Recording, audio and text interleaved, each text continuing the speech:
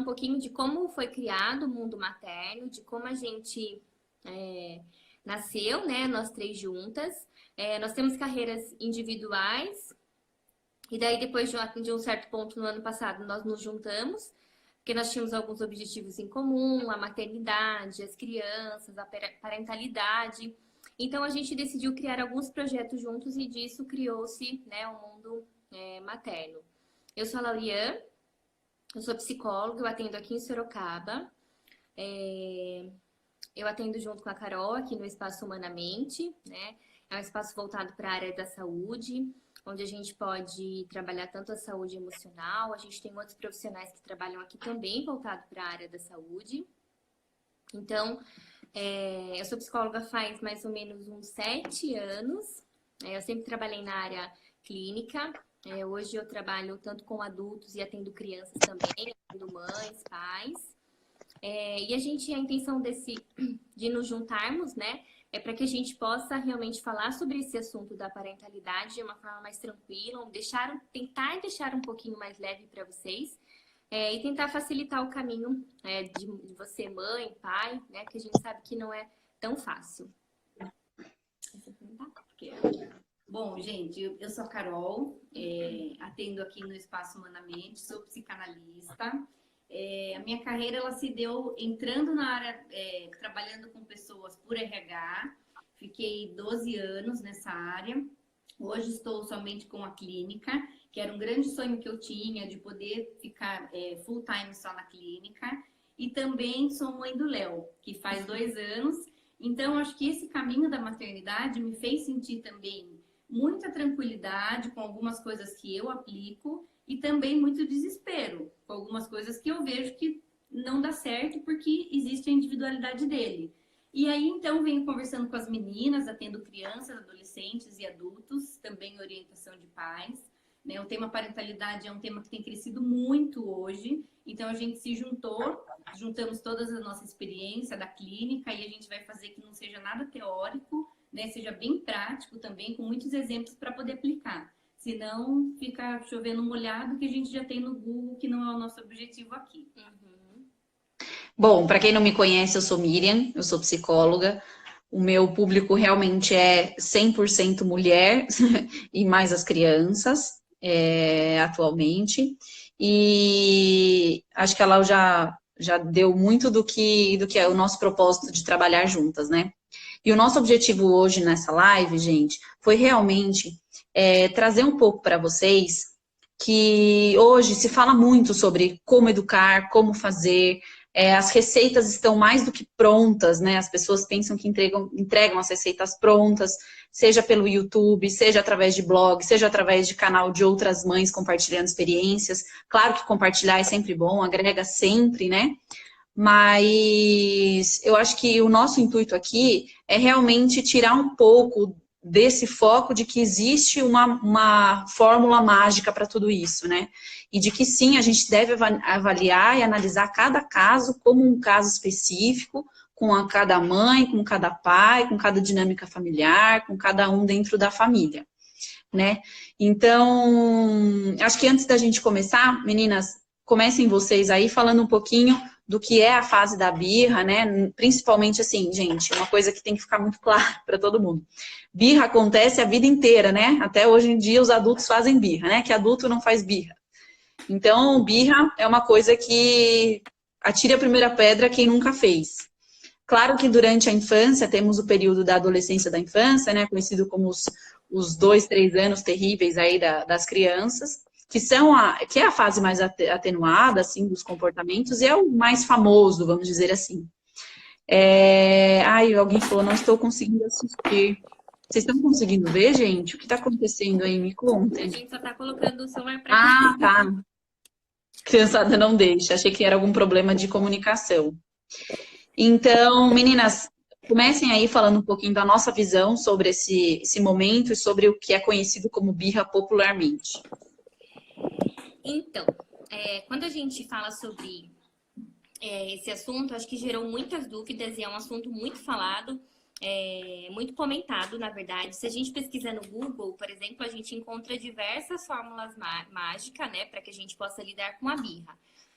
Mas quando a gente fala da criança, a gente fala sobre a individualidade dela, né? Apesar da birra, eu sempre digo assim, que apesar do desenvolvimento infantil seguir, por exemplo, uma ordem cronológica das etapas do desenvolvimento, cada criança vai passar por essas etapas de uma forma diferente. Então, pode ser que a criança, por exemplo, da vizinha, com 2, 3 anos, ela apresente uma dificuldade maior para tolerar a frustração. Quando, por exemplo, na minha casa, meu filho é super tranquilo para tolerar a frustração. Então, depende muito da onde aquela criança está inserida, depende muito da criança realmente.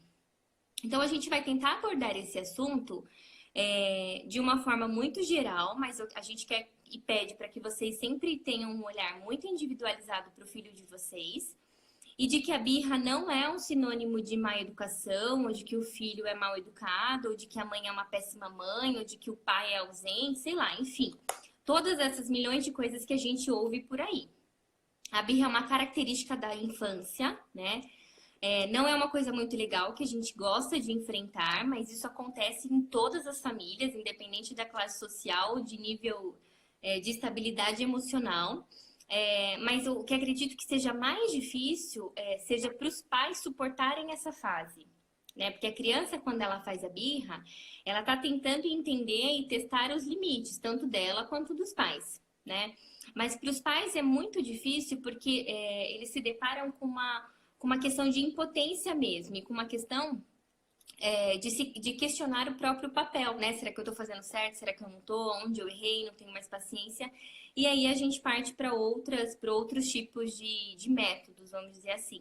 Eu acho legal também a gente frisar que nesse período, gente, dos 2 ou 3 anos da criança, é um período de desenvolvimento e maturidade neural muito importante em relação à criança se consolidando no mundo como sendo alguém com vontades, né? A gente não pode desconsiderar isso, né? Essa impotência do pai se dá por quê? Porque o pai, ele ainda quer controlar a criança, ainda quer ter controle sobre aquilo. E, de repente, ele se depara com uma criança que está crescendo, cheio de vontades, cheio de desejos. E aí, o papel dele vai ser realmente tentar lidar com tudo isso, né? E eu vejo que também nessa questão, Miriam, acontece muito nessa fase onde os pais perdem a paciência e começam a bater, né? Então, começam a ameaçar. Inclusive, hoje estava falando para uma das mães que, assim, quanto mais a gente pune, quanto mais a gente bate na criança, mais a gente vai ter que bater. Porque uma chinelada não vai adiantar. A gente vai ter que dar 2, vai ter que dar 3. Porque eles vão desafiar o tempo todo. E a questão do bater é uma questão muito do poder do adulto, né? Então, eu tenho poder, eu mando, eu sou muito maior que você e eu não tô dando conta dessa criaturinha aí pequena. Então, o único método que eu sei que eu posso dominar a situação é bater, é ameaçar, né? E aí entra uma relação muito difícil de poder entre os adultos e a criança, onde a gente pede para a criança não bater, não morder, não fazer isso, não fazer aquilo, e a gente faz tudo ao contrário com elas. Então, é mais ou menos nesse sentido que a gente queria conduzir, que a gente vai conduzir a live de hoje, para falar um pouquinho mais sobre esse assunto. Beleza. Então, vamos lá. Vamos começar com a primeira pergunta. Como lidar... Conforme elas forem mandando as perguntas, a gente vai respondendo as perguntas que já foram mandadas anteriormente, né? E depois a gente vai respondendo as daqui, né, Miriam? Acho que fica mais fácil assim. Tá. Aí, Esca, pera só um pouquinho que a gente já responde a sua, tá? Se um bebê, se menos de um ano faz birra, a gente já responde. Como lidar com a birra na adaptação escolar? Choro de não querer ir para a escola. Então, quando a gente fala de adaptação escolar, o que a gente está falando? De separação. Então, independente de ser a escola, independente de ficar com alguém, ou simplesmente o fato da mãe sair para trabalhar, mesmo que a criança fique em casa, nesse caso, nós estamos falando de laço, né? Então, a criança tem a fantasia, na realidade, de que esse laço vai se desfazer e que a mãe não vai voltar, que o pai não vai voltar. Abandonou. E eu acho que um ponto que a gente vai pegar bastante aqui na live é que o maior medo das crianças é perder o amor de pai e mãe. Isso é muito importante a gente frisar e quem é pai e mãe gravar, né? Porque... Independente do quanto o pai e a mãe diz que ama. Sim, porque é a interpretação deles, né? Então, assim, o simples fato da criança passar por uma separação, ela experimenta o abandono. E ela não tem uma ordem cronológica para organizar os pensamentos. Isso vai gerar uma angústia, né? Vai gerar um sentimento de que a mãe não vai voltar, que o pai não vai voltar, ela não sabe se ela vai ficar ali para sempre, se vai voltar. Por mais que seja muito importante que a gente fale sempre na entrada da escola, ou quando a gente for deixar em algum lugar, eu sempre falo para as mães dos pacientes para nomear tudo o que está acontecendo. Então, se a gente pensar desde um bebê, ele precisa do cuidado do outro, né? Ele precisa de afetos e palavras para ele sobreviver. Ele não consegue sobreviver sozinho. E pensando nisso, a gente construir a primeira infância sempre nomeando o que está acontecendo. Porque senão fica aquela coisa assim, a mãe acordou, pegou a criança correndo, arrumou, deixou na porta da escola, a criança ficou chorando, a mãe deu as costas e foi embora. Então, Enquanto isso, na cabeça da criança também, ela se perguntando, né? Gente, eu tô nesse lugar esquisito, cheia de gente estranha que eu nunca vi, um monte de criança, minha mãe vira as costas, fala que vai rapidinho ali e não vai rapidinho porque demora muito, né? Isso quando a mãe não fala que vai ficar ali fora e a mãe vai embora, a mãe mente para a criança, né? Já desconstruindo esse laço de confiança de início, né? Por isso muito importante a verdade sempre entre eles. E também a gente conseguir ver do outro lado, né? A cabeça da criança. O que será que ela está pensando de estar num lugar totalmente novo, com pessoas novas, com crianças novas, com brinquedos diferentes, sendo que na casa é sempre aquelas coisas, os meus brinquedos, a minha comida, a minha mãe, Miriam, né? sabe o que eu costumo dizer, para fazer uma comparação? É como se fosse a gente no primeiro dia do trabalho. Nós estamos numa empresa onde a gente conhece quase nada, a gente conversou com duas pessoas, a pessoa da RH e o gestor. Só. A gente não conhece o nosso colega de trabalho, daí a gente entra numa sala que tem 10 pessoas, todo mundo olhando, a gente não sabe o que fazer. Só que nós que somos adultos, a gente entende que isso é passageiro, que é uma adaptação, que semana que vem a gente já está almoçando fora com o pessoal do trabalho. Mas a criança, como que ela fica nisso? Né? Então, ela não tem essa representação, né? Não consegue nem imaginação do futuro. E ele nos causa angústia também, né? Quando a gente vai trabalhar num lugar novo, quando a gente vai conhecer uma pessoa nova, né? A insegurança, ela faz parte, mas a criança, ela não sabe lidar com isso.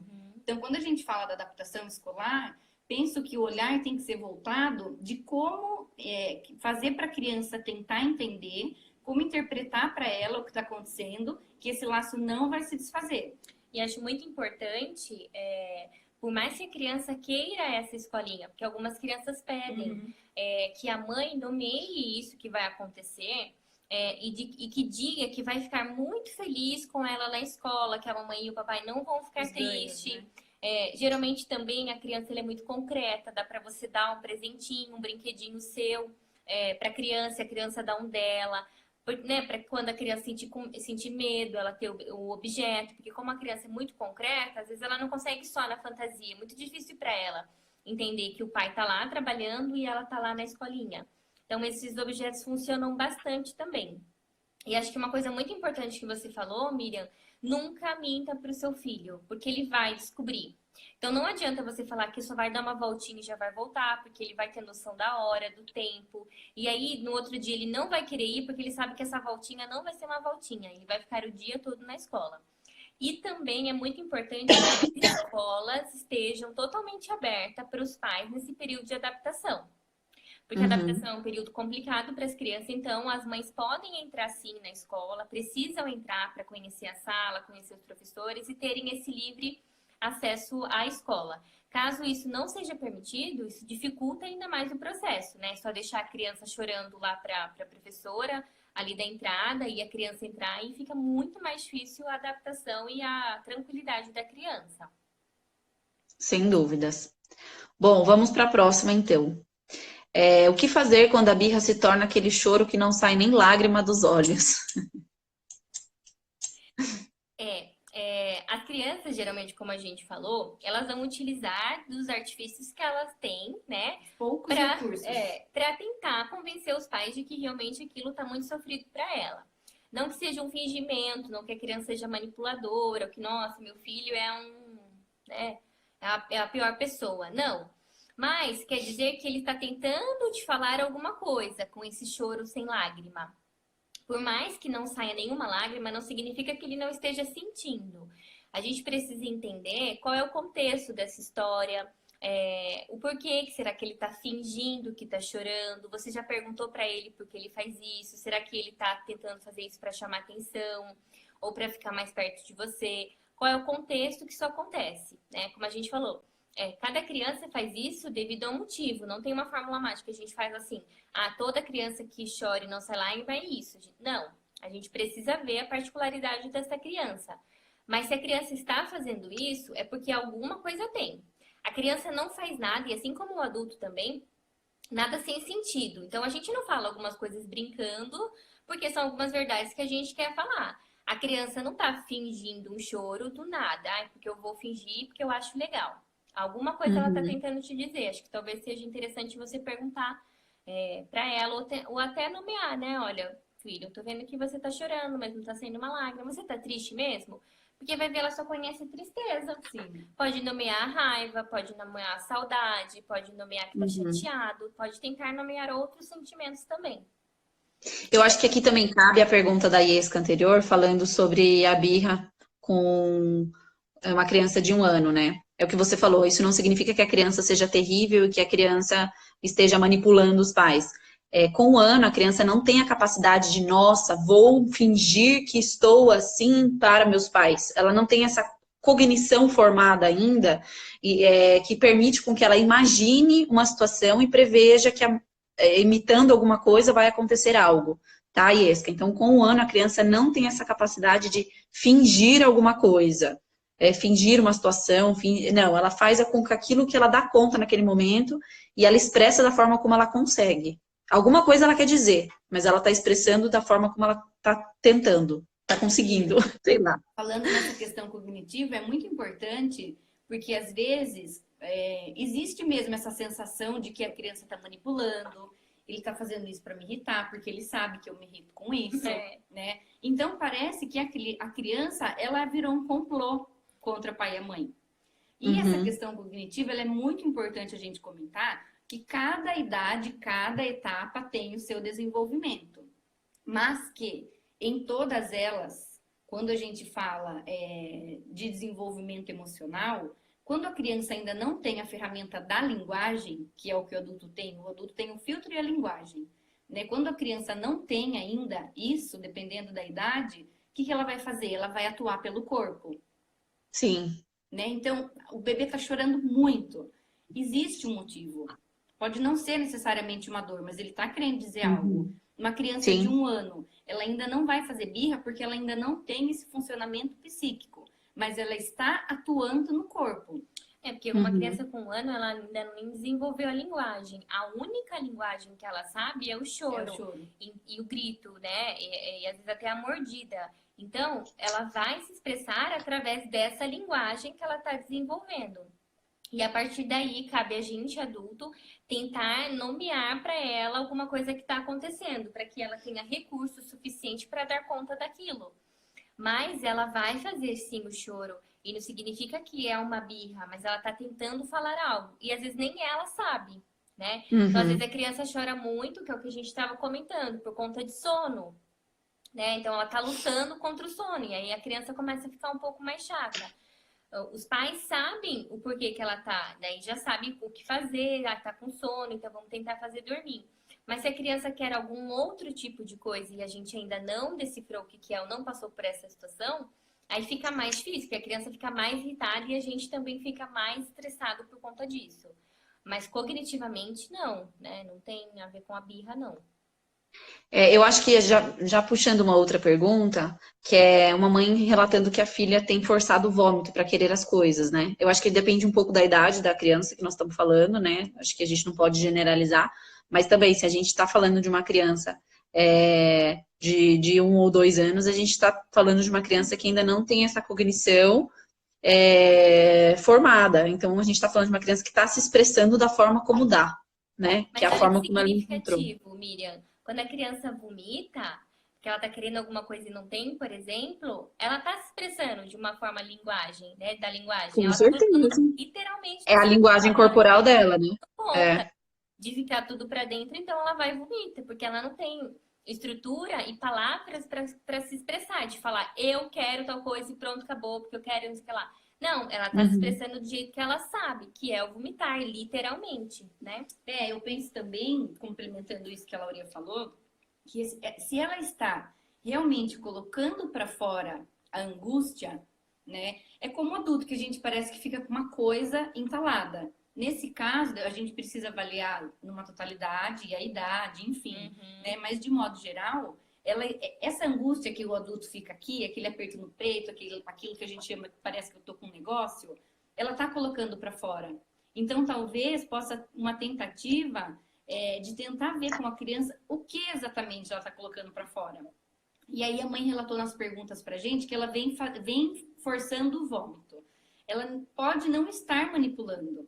Na verdade, o que pode ter acontecido? Ela forçou esse vômito uma única vez para se livrar dessa angústia e para ela deu certo. Então, as outras repetidas vezes, ela está usando a mesma ferramenta. Não quer dizer que ela esteja provocando todas as vezes nessa forma. É que foi a saída que ela teve pelo corpo. Né? Como ela poderia, tem muitas crianças que se jogam no chão. Então, ela vai se jogar todas as vezes que foi uma saída. Nesse caso, ela está tentando vomitar. Então, também é uma saída. E aí, tentar ver por trás disso o que ela está tentando dizer. Acho que uma forma prática é literalmente perguntar para a criança, não tem muito segredo. De os pais dizerem, olha, a gente tá vendo que isso tá acontecendo, o que você tá tentando dizer pra gente? A gente não tá entendendo. Você quer isso? Exato, E pedir pra que a criança ajude.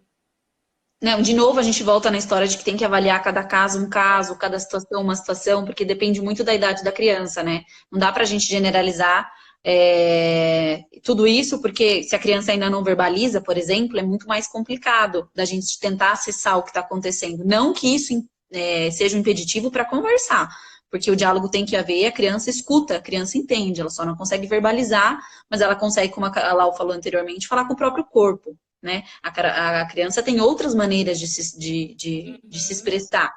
Né? Isso não é um impeditivo, mas é uma dificuldade para a gente conseguir entender. Então, tudo a gente tem que avaliar muito a idade da criança, o que a criança está passando, o que ela está vivendo, o que o vomitar está significando para ela naquele momento, né? E já puxando o que a Carol falou, da criança que se joga no chão, teve uma outra pergunta que foi assim, se eu não deixo fazer algo, ele joga tudo no chão. E aí eu acho que complementa tudo isso que a gente está falando, né? Que é a forma como a criança encontra para ela expressar o que ela está sentindo, né? O fato de ser contrariado, né? Nesses casos, Miriam, de jogar no chão, de querer bater, o que ela está dizendo claramente? Estou frustrada, não estou suportando a resposta que você me deu ou a ação que você teve comigo.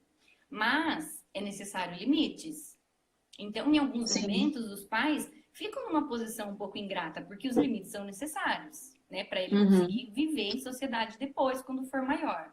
Mas, nesse caso, é importante que os pais nomeiem novamente, como a gente já falou, as crianças, elas são constituídas por palavras. Então, nomeie para a criança o que está acontecendo. Olha, eu percebi que você chutou, que você bateu, que você está jogando as coisas no chão porque eu te falei tal coisa. Explicar o porquê tomou essa atitude e lembrando que sempre na altura da criança, para não ter um ar de autoritarismo. E também, quando a criança estiver nesse estado de raiva, não adianta falar com ela nesse momento que ela estiver jogando tudo, que ela estiver gritando, chorando. Ela não vai te ouvir, assim como a gente não quer falar quando a gente está bravo. Então, quando você vai esperar a criança se acalmar, quando ela se acalmar, aí você vai falar para ela o que aconteceu, o que ela fez e que você também ficou com raiva dela ter jogado tudo no chão. E aí depois vocês vão ter uma outra atitude em cima disso. Eu sempre costumo dizer para os pais que eu atendo de que isso, gente, não vai dar certo da primeira vez. Assim, e nem vai ser impeditivo da criança chorar, né? E nem vai ser impeditivo da criança parar de fazer. Porque às vezes os pais acham que a gente falando vai dar certo, mas não. Isso é um processo de construção, onde a criança vai entender de que eu não posso fazer tudo, porque meu pai e minha mãe não vai deixar, e aí ela vai aprendendo a ter os limites que vocês, pais, vão dando. Então, pode ser que dê certo na quinta, na 10ª vez, mas vocês não podem desistir. Porque se vocês desistirem e falarem, não, meu filho não tem jeito, ele não me escuta. Então, aí ele realmente não vai escutar, porque a gente não engana. Porque não dá. Eu acho que também, aproveitando isso que a Lau falou, entra muito no nosso objetivo da live, que é desconstruir as receitas prontas. Então, se a gente digitar lá no Google, como lidar com a birra? 5 passos para lidar com a birra. Um exemplo. Tem coisas ali dos 5 que vão funcionar muito bem. Tem coisas que não. Então, como esse caso que ela falou, a gente vai voltar a conversar com ele depois, num outro momento. Então, muito do que a gente vê, e eu escuto muito isso na clínica, é de que falam sempre na internet, acolha a criança. Acolher a criança é no sentido de dar valor ao que ela está dizendo, seja verbal, Respeitar, seja né? através do Respeitar corpo. o sentimento da criança. Isso. Respeitar o sentimento da criança e acolher no sentido de dizer, isso que você está sentindo, você ainda não consegue lidar, mas é importante para mim. Porque, por exemplo, tem crianças que no momento da birra, que fala abraça e tal, acolha a criança. Você vai abraçar a criança naquele momento, tem criança que quer um colinho que daí desaba de chorar. Tem criança que não quer ser tocado de jeito nenhum. Então, esses 5 passos de como lidar com a birra não vai funcionar para todo mundo. E aí gera muita frustração. Né? Então, dá certo para todo mundo, por que não está dando certo para o meu filho? Porque existe a individualidade de cada um. Então, a gente precisa entender nesse processo o que ele está dizendo, o que a personalidade dele diz. Ele é mais do colinho, então vou acolher, vou tentar abraçar, vou tentar pôr no colo. Não, ele não quer, ele quer tentar resolver sozinho, então deixa. No segundo momento, daí como a Lauria falou, volta e nomeia para ele tudo o que aconteceu. Eu acho que isso já vai muito de encontro com várias perguntas que a gente recebeu aqui, e também que a gente recebeu anteriormente, perguntando qual a melhor forma de acalmar a criança na hora da ira.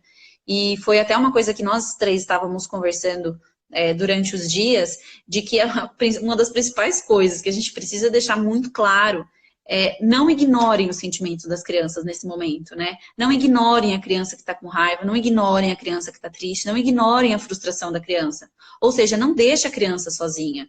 Gente, se você está num shopping, a criança quer um brinquedo, você vai virar as costas, vai deixar a criança... A questão não é dar o brinquedo, não é você acolher o sentimento da criança e validar. Isso é uma forma de respeito para com seu filho ou para com a criança que está com você. É simplesmente respeitar. Já imaginou você triste numa situação, você chorando, as pessoas passando e te desconsiderando? Isso é o pior sinal de empatia. Como que a gente quer criar adultos empáticos, sendo que na hora da gente formar essas crianças, a gente desconsidera isso. Então, eu acho muito importante a gente ter isso como premissa, como guia mesmo, como norte. Respeitar o sentimento das crianças, porque elas também sentem. Miriam, e talvez também, esse exemplo do shopping que você deu foi maravilhoso, porque a mãe se sente totalmente constrangida, né, porque se instalou o caos ali. E tá todo mundo olhando, porque infelizmente todo mundo olha e julga. E as pessoas olham e pedem que a mãe seja agressiva, né? Socialmente é exigido que a mãe bata, que a mãe puxe. Se fosse meu filho, já tinha pegado pela orelha. Então, assim, o que eu acho legal é a gente sempre ter isso em mente de tentar colocar a lente do filho. Né? Então, naquele momento, se ele tá querendo dizer alguma coisa, se ele quer um brinquedo, se ele quis comer alguma coisa, se deu a birra por algum motivo, e a gente vira as costas e sai, como você colocou, é a mesma coisa nós, adultos, brigando com o marido, brigando com o namorado, brigando com o colega. Porque a gente tá discutindo, a gente tá falando, a pessoa vira as costas e sai. O que isso vai causar? Mais angústia e mais estresse. Então aquilo só vai se agravar. Aí a criança fica mais estressada, os pais ficam mais estressados porque estão envergonhados, sendo julgados, e aí o caos se instaura e não tem muito como contornar, a não ser através de realmente como agressividade esperada. Pegar a criança pelo braço, embora do shopping e acabou. E acabou o passeio. Miriam, tem a Dani, acho que ela é psicóloga, ela perguntou sobre, quando a gente estava falando de adaptação escolar, gostaria de ouvir vocês sobre uma criança de 4 anos que teve muita dificuldade de adaptação escolar e após um tempo passa a recusar alimentos na escola. Apesar de ter fome e vontade, alega sentir muita vergonha.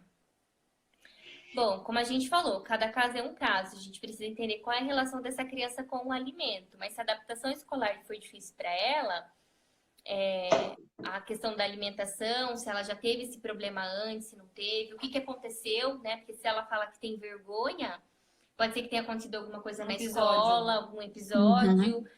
sei lá, de ter faltado o lanche no dela, ou ela querer comer o lanche do amiguinho, não sei. Pode ser várias coisas, Dani, você sabe? Se você puder contar mais pra gente, acho que fica mais fácil a gente até ajudar. E também se é a primeira vez, assim, adaptação, ou se é uma nova escola, se ela estava numa escola anterior e foi para uma Porque nova escola. geralmente quando é pré, as mães mandam um lanchinho, daí depois de uma fase tem o almoço, né, e a comida da escola. Acho que pra gente entender um pouco mais, até pra conseguir ajudar. Porque Talvez, parece que não é Dani, uma seletividade alimentar, né? talvez, Dani, esse episódio, como eu já comentei, um episódio ele vai marcar e depois ele vai se repetir por uma fuga. Então, talvez valha a pena conversar na escola o que aconteceu na primeira vez, qual foi o contexto. E aí, isso pode trazer pista para você, tentar identificar o que está desencadeando, porque essa primeira vez ela foi um gatilho e o resto ele foi usando como repetição. Acabei de ver a pergunta, e ela fala também que tem muita vergonha, né? Sumiu aqui a pergunta entender agora. como é essa alimentação na escola, todo mundo junto, todo mundo leva o lanche, como é a alimentação na casa, porque às vezes na casa é de um jeito, na escola é totalmente diferente, todo mundo lancha junto, às vezes divide, um leva salgadinho, o outro leva bolacha. Será que ele tem vergonha? E também ver se essa vergonha é só em relação à comida, né? Às vezes a vergonha também se apresenta em outras situações, dentro da classe, se socialmente ela está conseguindo se relacionar. Acho que tem várias coisas para a gente observar Acho que aí. cabe ligar para a professora ou ir até a escola, ver como é a alimentação das crianças. Uma observação, sim, cabe bastante. Nossa, é que eu não consegui acompanhar as outras perguntas aqui. Teve Mas a Thais Soares, ela perguntou, e como fazer com que a criança escute uma única vez? Ah, ela não vai escutar uma única vez. A saída é repetição. Repetição, repetição, repetição. Sabe por quê, Thay? Às vezes você já deve ter ouvido de alguém assim, você não escutou o que eu falei? Eu já falei milhões de vezes, você ainda não recolheu o copo, você ainda não lavou a louça. Se nós adultos temos dificuldade para fazer o que alguém está falando, você imagine a criança. A criança ela vai tentar com todos os mecanismos que ela tiver para tentar conseguir alguma coisa. E não vai, como a gente falou, não é na primeira vez que vocês tentarem que vai dar certo. E não significa que você não seja uma boa mãe por isso, por exemplo. Como a gente falou, hoje existem diversas técnicas para acalmar a criança. Vai depender de como a criança ela quer ser acalmada por você, de como é a sua relação com a criança. Você pode qual a falar conexão para ela, entre mãe e filho nesse momento, né? Como está a conexão? Exatamente, conexão muito importante. Você pode falar para ela, olha, eu só vou falar uma vez, recolhe os brinquedos do seu quarto. E aí, se a criança, por exemplo, vê que ela não recolheu, você pode perguntar para ela, o que eu falei para você? Daí você vai ver se a criança entendeu, se a criança não entendeu, e ela vai te repetir. Ah, pediu para arrumar os brinquedos. Aí você pergunta, você arrumou? Daí ela vai responder, não. Ah, então daí você pode falar de novo. Então você pode arrumar, por favor? Mas de uma forma, né, que não seja tão autoritária nem tão agressiva. A gente não tá pedindo para vocês serem nossos super good vibes com as crianças, mas para que saiba utilizar o tom de voz correto para cada situação. E aí, eu acho que já... Pode falar. Eu acho legal isso que a Lauria falou também, porque no final de tudo que a gente sempre falar, ou que a gente pedir, ou que a gente explicar, a gente voltar para a criança e perguntar, você entendeu o que eu falei? Eu passei uma experiência assim, antes do meu filho conseguir entender o que estava acontecendo. Agora ele conseguiu falar, hã? Tipo, igual adulto quando a gente não entende. Então, algumas coisas ele fala, hã? E eu normalmente não perguntava isso. Que a gente entra no piloto automático, né? Então, antes disso, às vezes a gente pede alguma coisa, mas a gente não se certifica se a criança entendeu. E aí vira aqueles ditados populares igual da nossa época, né? Que fala, parece que eu tô falando grego. Às vezes para a criança tá mesmo, né? Então, esse exemplo que a Lau deu e perguntar no final, né? Você entendeu? Se ele entendeu, aí por que não foi feito o combinado? Vocês estavam falando um pouco antes sobre a forma de colocar limites, né? Que não é para ter uma coisa good vibes, né? Vamos dizer assim. E teve uma pergunta que a gente recebeu também na caixinha, que foi exatamente essa. Qual a melhor forma de colocar limites na opinião de vocês? Então, eu acho que primeiro, para a gente começar a falar sobre isso, qual é o seu limite? Qual é o limite que você quer impor para as crianças? Porque se a mãe parte do princípio que ela quer pôr um limite que ela nem sabe muito bem qual é o limite dela, e o que ela dá conta, e o que sim e o que não, vamos dizer que tem hora que aquele limite vai funcionar e tem hora que a mãe não vai estar disposta para aquele limite. Então, antes de tudo, eu acho que cabe esse autoconhecimento dos pais também, do tipo, qual é o limite que eu vou colocar para o meu filho? Até onde eu dou conta? E porque tem hora, Miriam, que os pais não dão conta. E eu acho que tudo bem você falar para a criança, olha, não vou Exatamente. falar com você agora, porque eu tô muito brava. E os pais saem, a hora que os pais se acalmarem, eles voltam. Porque senão, como a gente falou já anteriormente, vai ficar uma briga de poder. Quem grita mais. E a intenção de a gente colocar limite não é de quem grita mais, eu mando, você obedece. A intenção é de que um escute, o outro escute, e daí haja um combinado. Olha, eu não combinei com você, porque o combinado não sai caro, gente, tanto na infância quanto na fase adulta. Se você combinou com a criança, ela precisa cumprir. Assim como quando você combinar com ela, você precisa cumprir também. Então, às vezes vocês falam assim, ó, ai, a criança tá pedindo alguma coisa, fala assim, daí, então, depois eu compro. Não, depois a gente vai. Você vai poder cumprir? Não, não vou, não posso comprar, Lauria. Então você vai falar para ela que você não pode comprar, não é depois eu compro. Porque senão, se você não faz o combinado com o seu filho, como você quer que ele cumpra o combinado com você? Então, ambos precisam cumprir, porque daí você pode falar para ele, eu não combinei com você e eu não cumpri, por que que você não combinou e não cumpriu? Porque daí a gente pode cobrar a criança. Mas se você não, eu quero aquela boneca. Ah, tá bom, no Natal a mamãe compra, deixei no Natal, não dá. Então, assim, se você não pode cumprir, não combine com a criança. Eu acho que isso Isso, que você falou, Lau, é muito relevante sobre se você não está dando conta daquele momento, saia, É, realmente saia de cena, né? Teve uma pergunta que é como manter o autocontrole e a paciência? Estou me sentindo testada. Realmente, você está sendo testada, né? E tudo bem não dar conta naquele momento e sair isso. e outra pessoa assumir outra pessoa responsável pela criança assumir. Porque é antes você sair de cena antes do que você agredir a criança e depois ficar se sentindo culpada, inclusive por ter agido de determinado jeito. Então, gente, ok, não dei conta, sai de cena. Outro responsável assume. E é Não tem nada importante. de errado nisso. e também, assim, eu penso que é muito importante os pais também treinarem o silêncio. Porque nem sempre vai ter resposta para tudo. É. E às vezes, principalmente quando a criança é muito pequena, tem algumas crianças que não vão para a creche, vão direto para o pré, né? Então, essa mãe pode ter ficado com uma criança até os 4 anos, por exemplo, e muitas vezes sozinha, né? O pai trabalha, enfim. Então, quando não tem para quem passar essa outra responsabilidade, também ficar em silêncio. Tá nervosa, tá estressada, tá irritada, ou a criança te Uhum. desestabilizou emocionalmente, fala para a criança, eu não sei o que fazer e eu preciso pensar, eu preciso me acalmar. E você pode sentar, ficar em silêncio, se acalmando na frente da criança, e dependendo da idade que ela tiver, se você puder se retirar daquele cômodo, se retira. Né? A gente Uhum. não precisa conter e dar conta de tudo o tempo todo. Tem momentos que a gente não vai ter saída mesmo. Mas aí o problema é o que fazer com isso? Uhum. Exatamente. Teve uma pergunta aqui que uma. Ai, peraí, gente. Quando sabemos se a criança. Ai, ai, ai, tô perdendo. Se a criança está fazendo de desentendida ou é déficit de atenção. Eu acho que nesse caso você precisa avaliar todos os ambientes, em quais situações que você julga que talvez ela esteja se fazendo desentendida. Se em todos os ambientes da escola, dessa criança, inclusive escola, está tendo essa recorrente Queixa. queixa do déficit de atenção, dificuldade de estudar, dificuldade de se concentrar, diminuição das notas na escola, rendimento. Eu acho que tem muitas coisas para serem avaliadas, né? Se a criança está se fingindo desentendida, vamos dizer assim, né? Só perante você, como é que tá essa conexão entre vocês, né? Como é que tá esse relacionamento entre vocês? Por que que ela não está querendo te ouvir? Eu acho que isso, né? Porque tem que avaliar mesmo. Hoje em dia tá muito na moda hiperatividade, TDAH, déficit de atenção.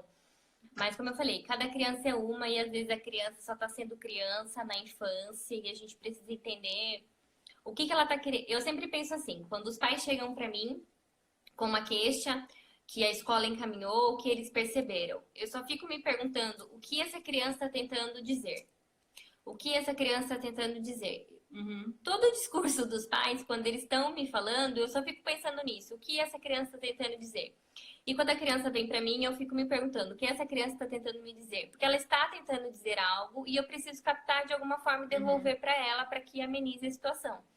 E às vezes pode ser caracterizado como déficit de atenção, mas às vezes é só uma questão muito emocional que a criança está desenvolvendo e a gente parte para um diagnóstico que vai ser para sempre na vida dessa criança. Então, eu acho que a gente tem que ser muito cuidadoso com essa questão de diagnóstico e diagnosticar as crianças. Ah, essa criança ela é hiperativa, mas ela já passou com o neuro, ela já passou com o psicólogo, ela já passou com os médicos? Não, mas eu tenho certeza que ela se enquadra.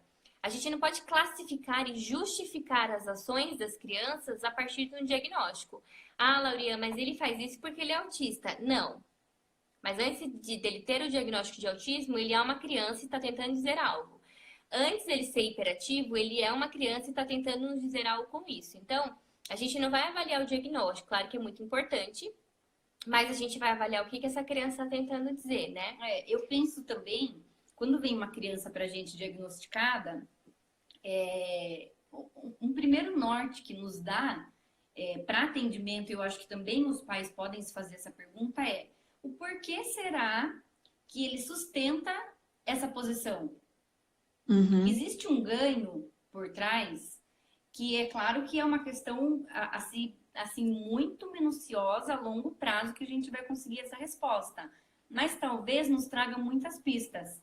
Nós participamos, acho que algumas pessoas que estão aqui na live nos acompanharam no Instagram.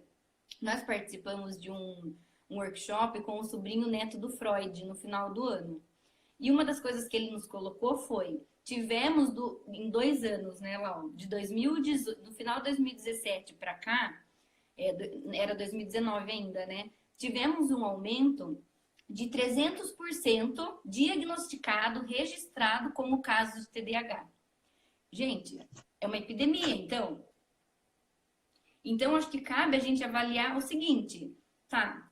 Esse comportamento, ele está dizendo alguma coisa, ele é dentro do esperado para aquela idade, ele é dentro do esperado para aquela família, ele é dentro do esperado do comportamento dos colegas da classe, porque a criança, ela é um espelho. Ela vai repetir o que ela faz em casa, ela vai ter parte da escola, ela é um misto do que ela está vivendo. Então, todos esses casos de TDAH é impossível.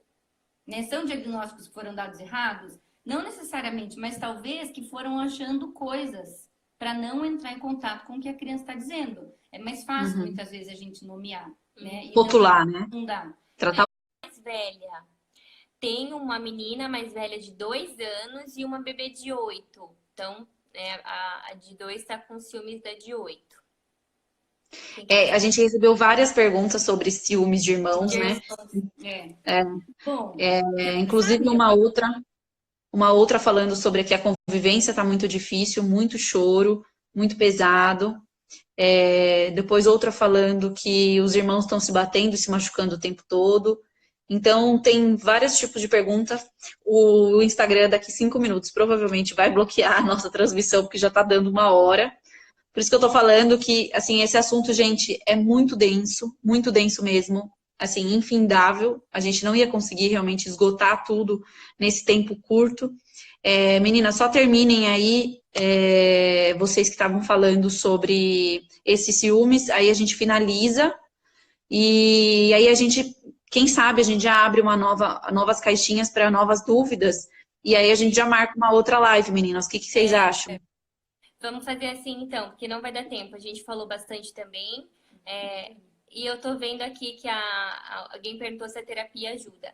Gente, vou falar bem rápido. Eu falei uma vez no vídeo da semana passada de que se os pais tiverem alguma dúvida sobre a infância da criança, sobre o desenvolvimento, é muito importante que eles tragam no psicólogo ou conversem com o pediatra. Tem muitas coisas que são da infância, mas tem muitas coisas emocionais que também são da infância e que os pais, não é porque não conseguem dar conta, é porque eles não têm ferramentas para isso, porque são pais. Então, se algum pai está na dúvida de levar para uma avaliação, para terapia, levem. porque mal não vai fazer. Então, a gente faz a Exatamente. avaliação, se a criança precisa ficar, ela fica, Sim. se a criança não precisa ficar, ela não fica. As perguntas que ficaram aqui, a gente não conseguiu responder, gente, mande pra gente por direct, né? E daí a gente vai respondendo pra vocês, ou senão a Lau, gente faz uma live outra vez. escreve aqui nos comentários o seu Instagram e o da Carol de novo. E aí as Tá. pessoas podem procurar. E aí eu já vou deixar aberto, gente, nos meus stories, uma caixinha nova para novas perguntas, porque tiveram várias que ficaram perdidas aqui. Muito obrigada a quem assistiu até agora. Vi que ainda temos 15 pessoas online. Foi realmente muito rico, foi muito gostoso e o tempo passou assim que a gente nem viu e ainda ficaram várias perguntas por trás. Meninas, obrigada mais uma vez. Imagina, obrigada, gente. Obrigada por todo mundo que entrou, por todo mundo que comentou, fez pergunta, enfim, muito obrigada mesmo e vão ter outras. Ah, e vamos falar da nossa oficina. Ah, é verdade. Rápido, gente, o de Instagram vai cortar. Sorocaba, rapidinho. Quem for de Sorocaba, a gente vai fazer uma oficina das crianças agora de carnaval. A gente só vai decidir a data certinho e já vai divulgar. Então, se você tem filho ou filha pequenininho, abaixo dos 10 anos, fique de olho nas nossas redes sociais que a gente vai divulgar a nossa oficina de carnaval lá, tá bom? Deixem as perguntas pra gente, a gente vai se organizar e postar a resposta nos 3 Instagrams. E aí depois a gente, se for o caso, marca uma outra live. E temas para novas lives também podem trazer. Ai, que aflição esse negócio de ser rápido. Gente, um beijo então, obrigada. Beijo, Vamos deixar gente. aberto Tchau, então. obrigada. Beijo, gente. Obrigada a todo mundo que ficou ligado até agora. Boa noite. Tchau, tchau.